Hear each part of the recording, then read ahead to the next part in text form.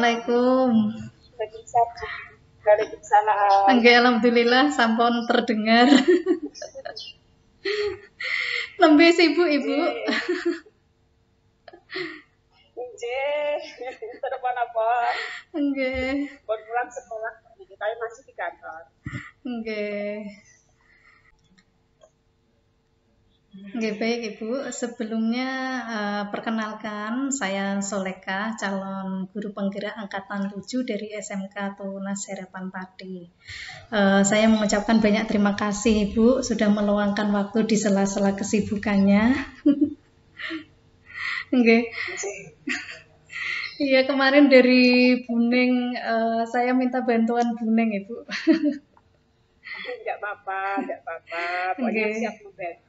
Alhamdulillah, terima kasih banyak. Mohon izin Ibu untuk melakukan wawancara dengan Bu Anis terkait dengan tugas demonstrasi kontekstual modul 3 tentang praktik pengambilan keputusan berbasis nilai-nilai kebajikan sebagai pemimpin. Oke. Baik Ibu, untuk mempersingkat waktu karena Bu Anis harus menjalankan aktivitas yang lain mungkin. Mohon izin untuk memulai wawancara nggih Bu. Monggo. Ibu, selama ini tentunya Bu Anis banyak menemui kasus-kasus atau masalah di sekolah nggih Bu. Nah, yang saya tanyakan bagaimana Ibu dalam mengidentifikasi kasus-kasus yang merupakan dilema etika atau bujukan moral. Ngoten. Terima kasih. Kalau kasus memang ada nggih. Kasus-kasus di sekolah banyak sekali. Artinya kalau kita mau mengatasi itu, kita tetap harus mencari akar masalahnya apa, masalah yang ada apa, nanti terus kita kumpulkan akar-akar masalah itu. Nanti saya juga akan berbicara dengan teman-teman staf saya. Ada wali kelas misalnya, kalau itu berkaitan dengan anak ada guru BK. Dan demikian juga saya melibatkan juga teman-teman saya yang lain, waka-waka yang teman-teman saya, wakil kepala sekolah. Jadi ada koordinasi antara berbagai pihak dalam mengambil suatu keputusan. Baik Ibu, terima kasih atas penjelasannya. Sebelumnya saya konfirmasi dulu nggih Bu, banyaknya kasus itu kan ada yang dilema etika ketika kita itu dalam mengambil keputusan dihadapkan pada situasi benar lawan benar. Kemudian bujukan moral ketika kita itu dihadapkan pada situasi benar lawan salah. Begitu nggih Bu? Nah, ini saya mau konfirmasi kembali bagaimana Ibu mengidentifikasi, oh ini kasus bujukan moral, oh ini kasus dilema etika, itu dari mana Ibu? Kalau misalnya yang dilema etika memang permasalahan itu terkait dengan hati nurani, kasih sayang, dan lain-lain, empati, dan lain-lain. Saya tetap menyarankan pada teman-teman kalau misalnya ada suatu permasalahan, misalnya ini ada contoh guru kami itu karena orang tuanya, bapaknya sudah meninggal, dia berdua di rumah dengan bapaknya, ibu dan kakaknya sudah tidak ada, kebetulan habis operasi. Dia bilang, Bu matur, untuk 1 bulan ini saya tidak bisa hadir pagi, jam saya yang pagi itu tidak bisa hadir Bu, saya nanti bisanya selama 1 bulan itu jam 7.30. Oke, tidak masalah karena itu menyangkut kesehatan, juga menyangkut kondisi orang tuanya. Saya akhirnya berkoordinasi dengan guru piket. Setiap hari kan kami juga ada guru piket. Yang tugas salah satunya adalah menghandle kalau ada guru yang tidak masuk, misalnya tugas diberikan dulu misalnya jam 7 atau malamnya menghubungi guru piket. Jadi guru yang izin tadi punya catatan guru piket tiap harinya. Nah, nanti tugas dikirim dulu guru piket, pagi guru piket masuk ke kelas dulu. Sambil mengkondisikan kelas, mengajak berdoa, presensi pagi, menyampaikan tugas yang diberikan, sambil menunggu guru tersebut datang masuk di kelas. Kalau yang itu salah satu contohnya. Tapi kalau yang satunya lagi yang salah benar lawan salah itu memang kalau di sekolah kami misalnya ada perkelahian kalau anak muda kan seperti itu terjadi di luar, bukan terjadi di dalam, tapi di luar sekolah, kami tetap berkoordinasi. Kita berkoordinasi dengan menghadirkan orang tua. Tetap orang tua akan kita beritahu. Kita beritahu. Nanti kita kasih pembinaan dengan buat surat pernyataan, nanti ada surat pernyataannya ada. Apabila nanti mengulangi lagi, misalnya di surat pernyataan itu nanti ada tata tertibnya itu. Kalau berkelahi seperti apa, itu kami juga mempunyai tata tertib.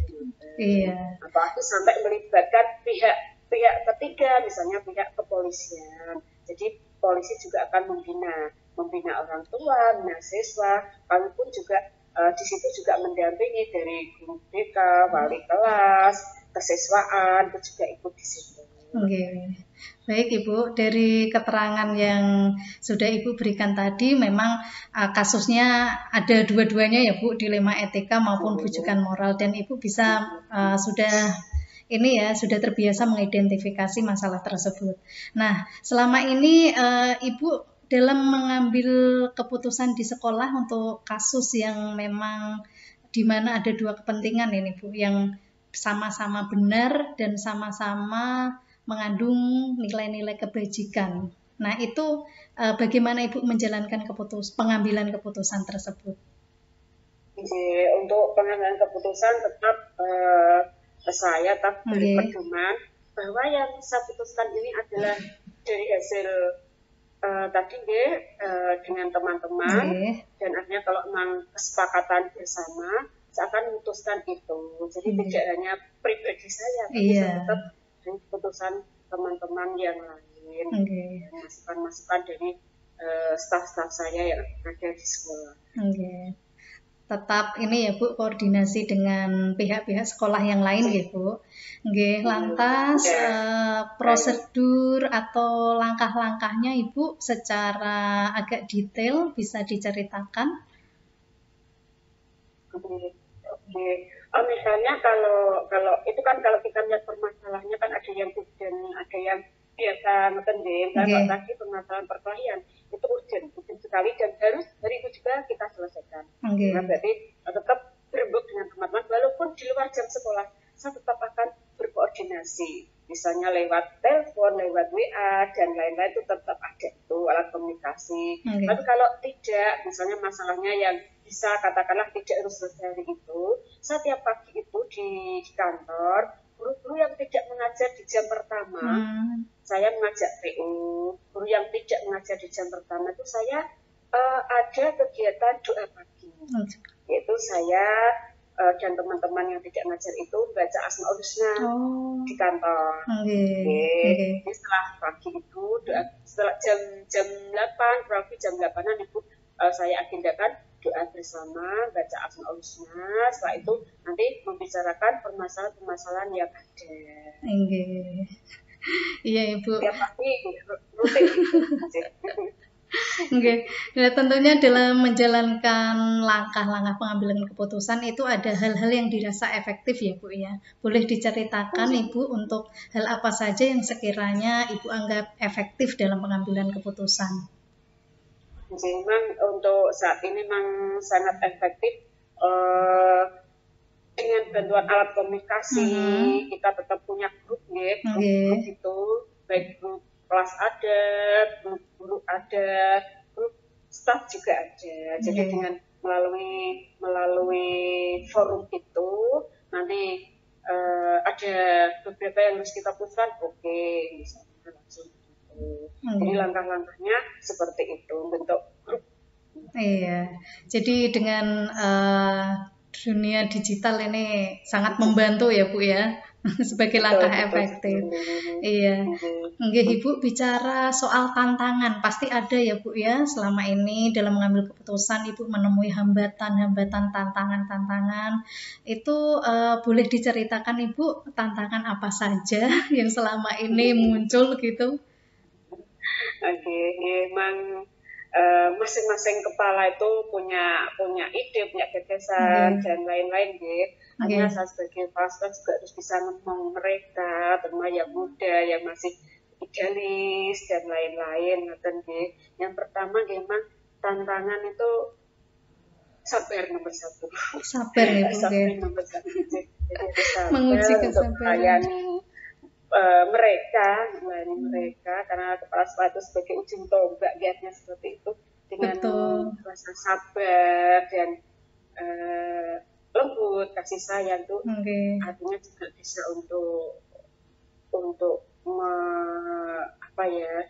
mendinginkan suatu situasi. Tapi ketika masalah itu memang yang berat dan lain juga harus tegas. Jadi selain sabar juga harus ada ketegasan secara tersendiri sesuai dengan aturan-aturan yang ada. Kita punya kode etik, juga punya aturan-aturan yang sesuai dengan aturan yang tentunya memang membutuhkan banyak kesabaran ya Bu ya, dan pengelolaan emosi.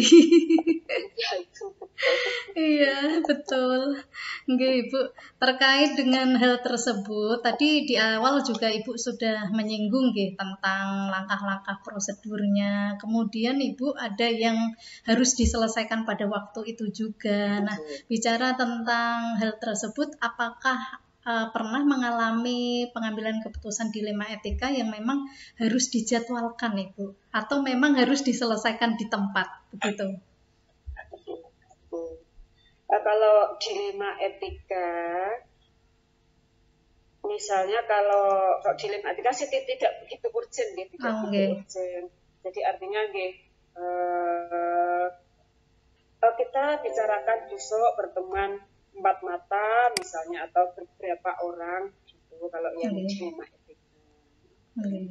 Tetap. Jadi untuk setelahnya ya tetap pagi itu boleh, nggak apa-apa. Tapi nanti yang berkaitan dengan apa, misalnya berkaitan dengan kesiswaan, dengan kesiswaan, nanti berkaitan dengan lain, itu nanti setelah doa itu biasanya.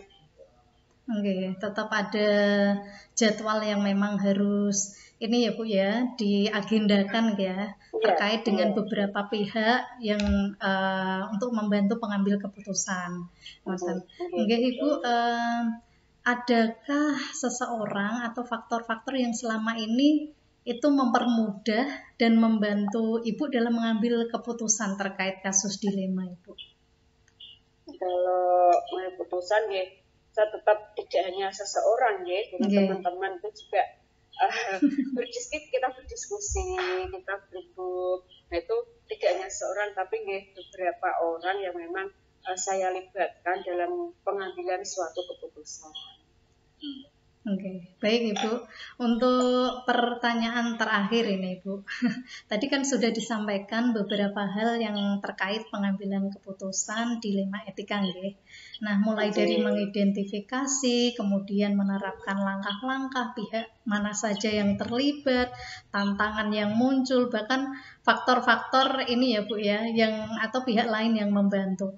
Nah, dari semua yang Ibu sampaikan tadi, sekiranya Ibu berkenan memberikan kesimpulan mengenai pembelajaran apa yang bisa dipetik dari pengalaman pengambilan keputusan. Untuk pelajaran yang bisa dipetik, ya paling tidak nomor satu yang harus kita miliki untuk mengambil keputusan memang harus berpikir dengan dingin. Kepala dingin. Hanya kalau suatu ada permasalahan, jadi suatu ada permasalahan, kita tanggapi dengan kepala dingin dulu, tidak emosi dulu, kita lihat dulu akar masalahnya apa, bagaimana untuk bisa kita ambil modal. Jadi sabar, tapi juga ada masuk di situ. Jadi memang itu aja sih sebenarnya. Jadi memang membutuhkan banyak kesabaran, diselesaikan dengan kepala dingin gitu Bu. Lebih ke manajemen diri kalau boleh mengatakan Oke, baik Ibu, sepertinya kita sudah ada di penghujung sesi ini. Sekali lagi saya sampaikan terima kasih kepada Ibu Anis yang sudah meluangkan waktu di sela-sela kesibukan. Dan mohon maaf Ibu, ini lewat daring, ngapunten sangat. Tinggal. Ngapunten Enggak sangat. apa-apa. Pokoknya saya bisa membantu, enggak apa-apa. Semoga sekolahnya tetap maju nggih, Bu. Amin. Dan Bu Anis Doanya, diberikan perlindungan, senantiasa diberikan keselamatan oleh Allah Subhanahu wa taala dalam menjalankan peran Ibu sebagai kepala sekolah. Amin. Amin. Salam untuk Bu Eni, J. Nggih, Masya Allah. Nggih, insya Allah Bu akan saya sampaikan. Nggih, sugeng aktivitas Ibu. Terima kasih banyak. Assalamualaikum warahmatullahi wabarakatuh. Ada foto bersama enggak? Waalaikumsalam. Oh iya, ngapunten. Ngapunten. Oh iya. Foto. Nggih. Terima kasih sangat Bu atas waktunya. Nggih, assalamualaikum. Salam.